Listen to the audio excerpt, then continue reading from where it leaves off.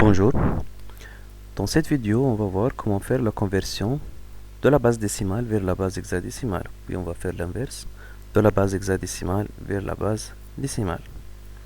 Prenons l'exemple suivant.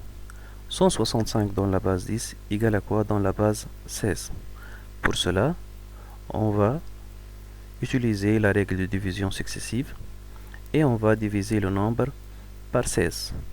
Donc on obtient 10 et 1 reste égal à 5. Puis je prends le quotient 10 et je le divise encore par 16. J'obtiens 0 et 1 reste égal à 10. J'arrête ici la division puisque j'ai un quotient égal à 0. Puis je vais essayer donc de formuler mon résultat. Donc je prends le reste de la division du bas en haut comme suit. Donc j'ai 10 puis 5. L'étape suivante consiste à remplacer les restes par leur notation en hexadécimale. Donc j'ai le premier reste égal à 10. Je vais le remplacer par la lettre correspondante en hexadécimale qui est A. Et 5 en décimale lui correspond 5 en hexadécimale. Maintenant, il suffit d'écrire le résultat. Donc 165 dans la base 10 égale à A5 dans la base 16.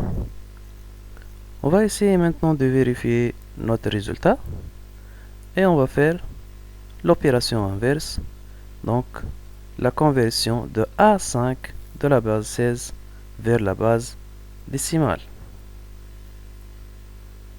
La première étape consiste à attribuer des poids aux bits en commençant à partir de 0 et de droite à gauche, comme suit. Donc vous avez 5, elle est de poids 0, et nous avons A de poids 1. On va remplacer les lettres hexadécimaux par leur équivalence en décimale.